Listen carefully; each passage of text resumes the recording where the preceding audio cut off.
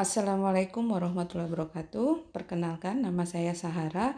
Saya adalah staf pengajar di Departemen Ilmu Ekonomi, Fakultas Ekonomi dan Manajemen Institut Pertanian Bogor.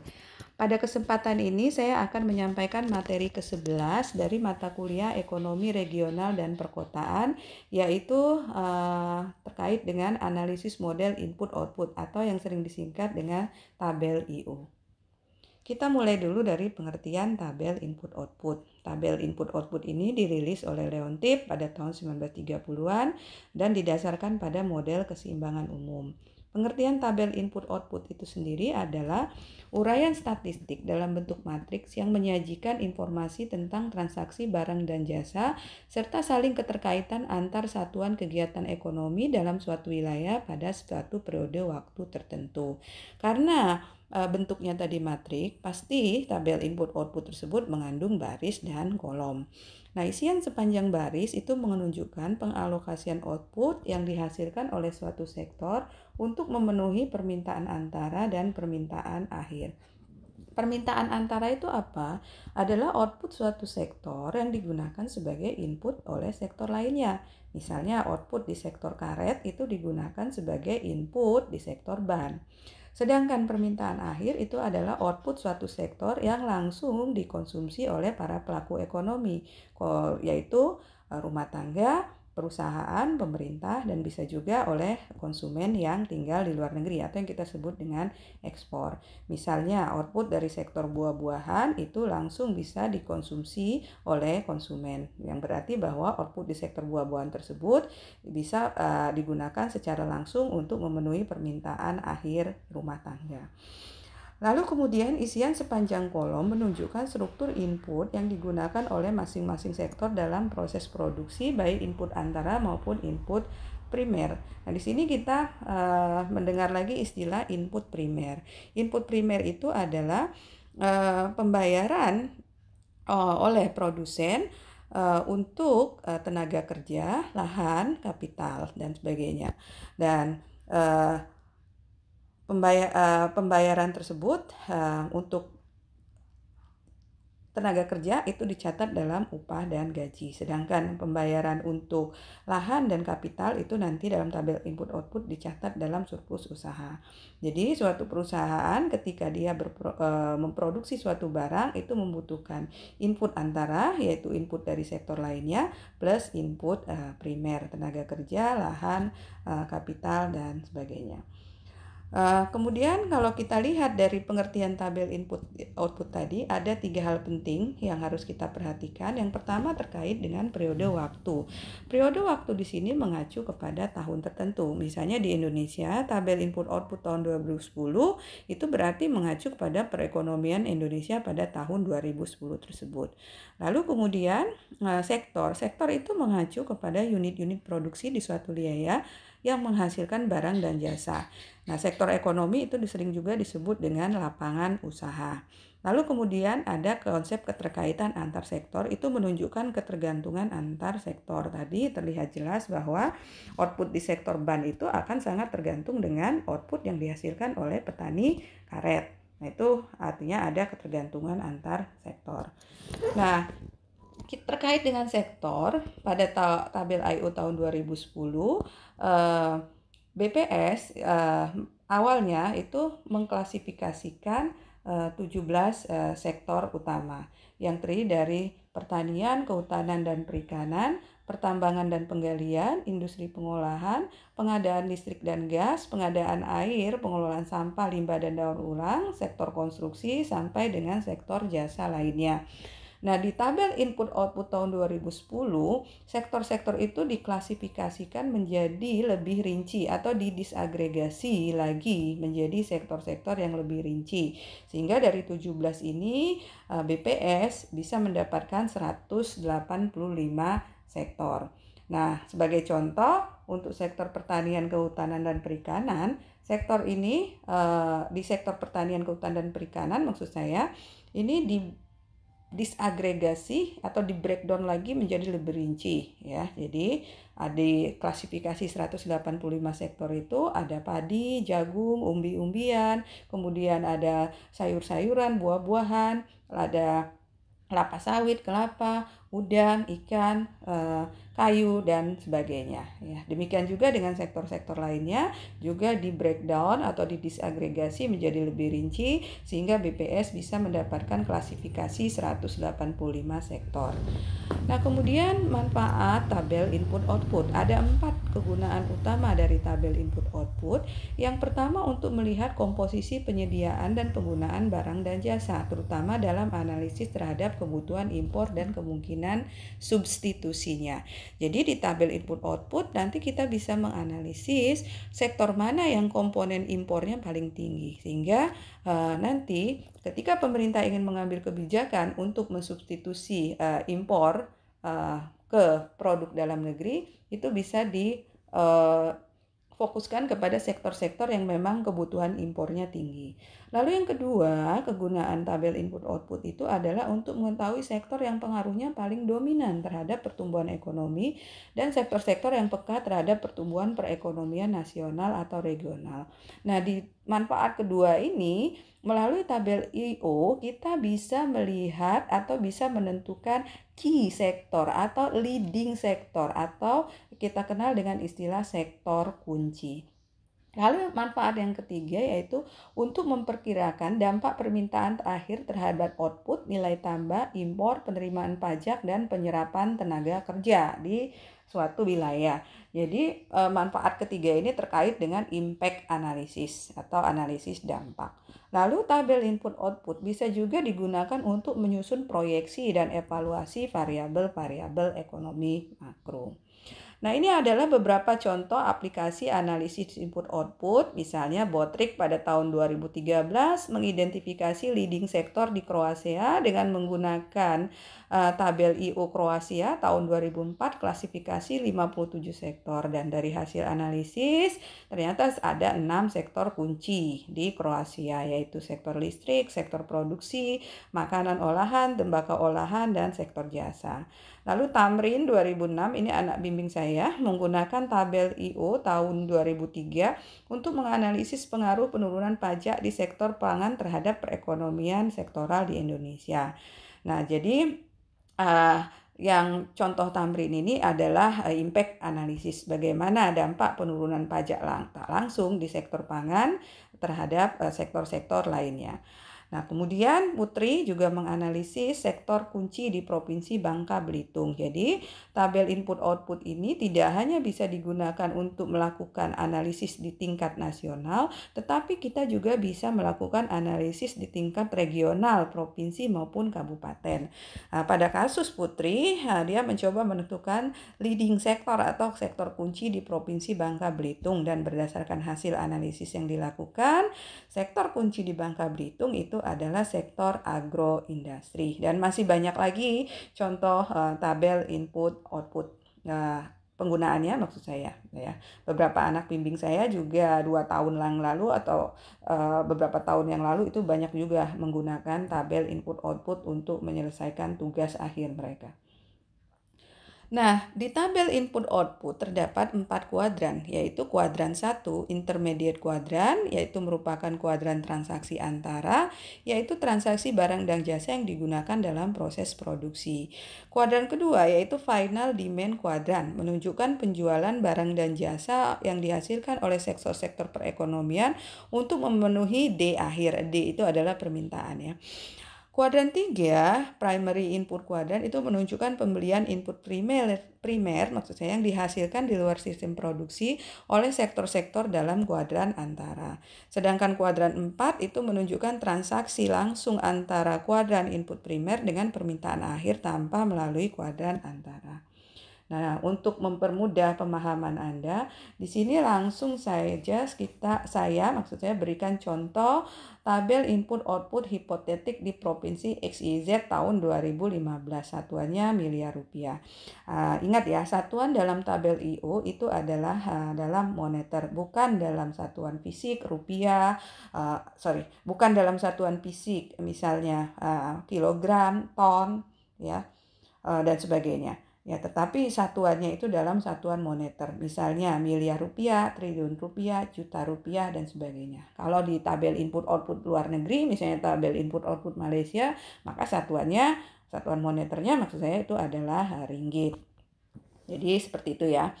Nah, kemudian kalau kita lihat di sini ya di tabel input output di wilayah provinsi XYZ ini terdiri dari 3 sektor usaha, yaitu pertanian, industri, dan jasa-jasa.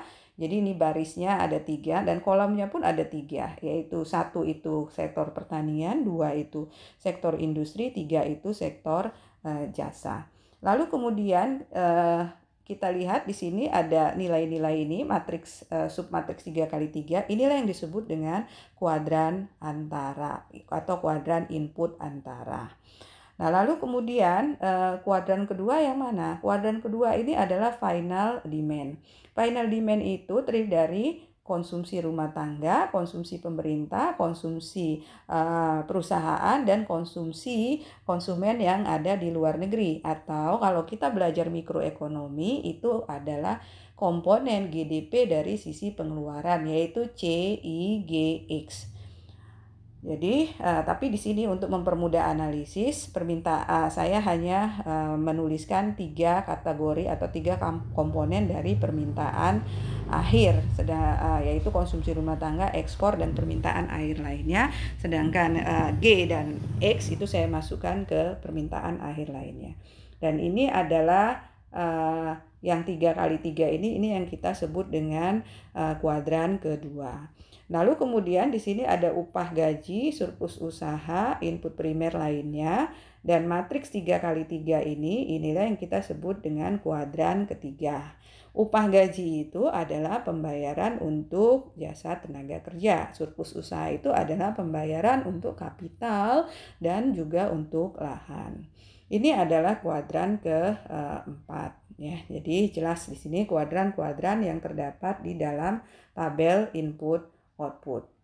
Saya lanjutkan, apa artinya angka-angka yang terdapat di dalam tabel input output ya. Angka 129 yang terdapat di tabel input output ini artinya adalah output di sektor pertanian. Ini kita baca per baris dulu ya. Jadi saya ulangi, angka 129 tersebut menunjukkan output dari sektor pertanian yang digunakan sebagai input di sektor pertanian itu sendiri senilai 129. 129 apa? Kembali lagi ke satuan di tabel input output. Tadi tabel input output kita satuannya miliar rupiah. Maka saya ulangi lagi, 129 itu artinya apa? Output suatu sektor, output di sektor pertanian maksud saya yang digunakan sebagai input di sektor pertanian itu sendiri senilai 129 miliar rupiah. Nah, bagaimana dengan 704? 704 ini adalah output dari sektor pertanian yang digunakan sebagai input di sektor industri itu sebesar 704 miliar rupiah dan seterusnya.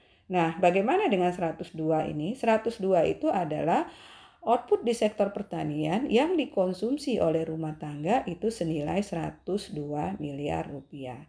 Itu kalau kita baca per baris, dan kalau kita jumlahkan baris ini maka kita akan dapat nilai total outputnya itu adalah total permintaan antara ditambah dengan permintaan akhir itu senilai 1.820 miliar rupiah. Dan total input itu harus sama dengan total output di sini nilainya harus sama dengan total input, yaitu sebesar 1.820 miliar rupiah. Kita lihat sektor 1 senilai itu. Nah, Anda perhatikan lagi total output di sektor industri atau sektor 2 itu sebesar 4.040 miliar rupiah. Sama kan kalau kita lihat di sini dan seterusnya. Nah, itulah yang disebut dengan konsep computable general equilibrium, bahwa total output itu harus sama dengan total input di masing-masing sektor tersebut. Baik, tadi itu kalau kita baca per baris. Sekarang kalau kita baca secara kolom, ini kolom kan ya.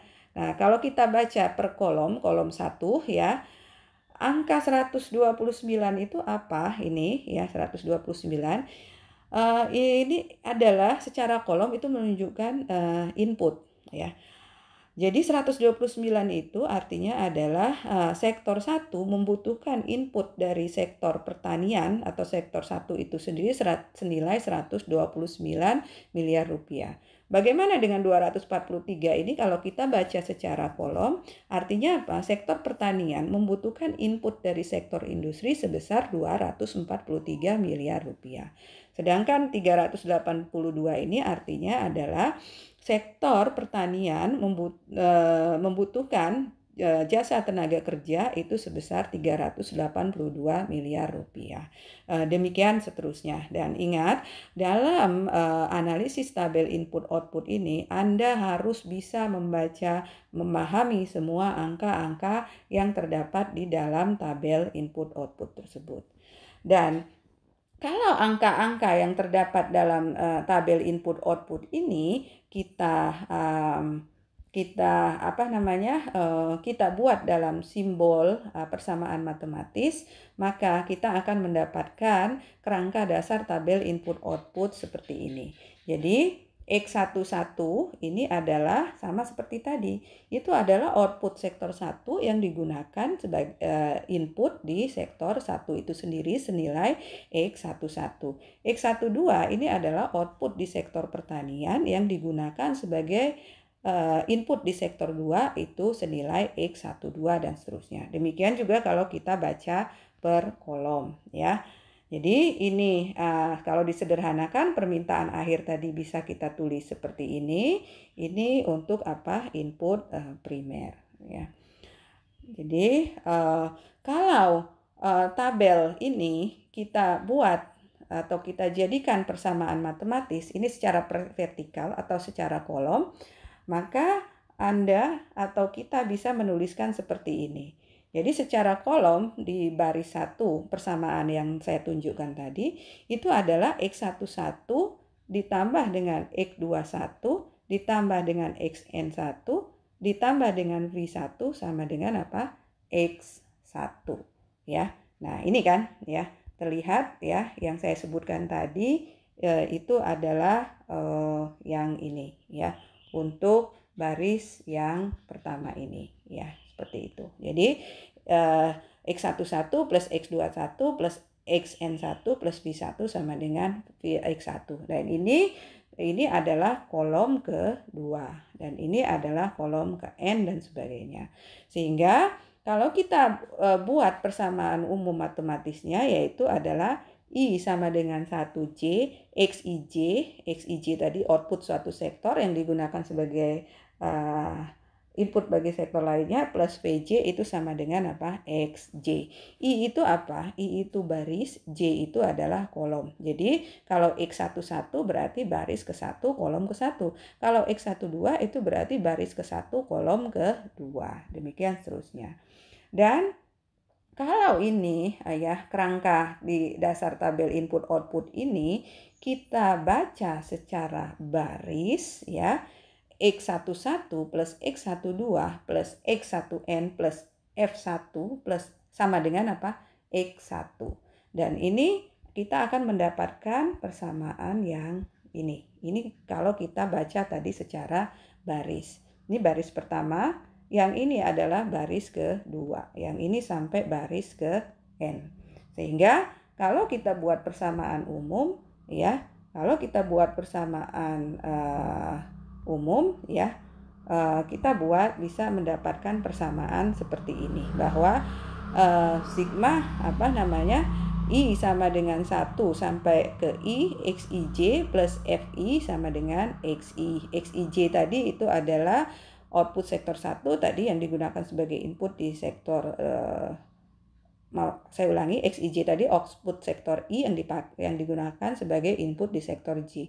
F itu adalah final demand, X itu adalah total output di sektor I. Jadi I itu mengacu kepada apa? Sektor. Seperti itu kira-kira. Dan jika kita ketahui bahwa matrik koefisien teknis ini mengikuti persamaan AIJ sama dengan XIJ dibagi dengan XJ. XIJ tadi itu yang kita dapatkan di matriks tadi itu. XIJ dibagi XI. X itu total input di sektor apa? J. XIJ banyaknya output sektor I yang dipergunakan sebagai input di sektor J.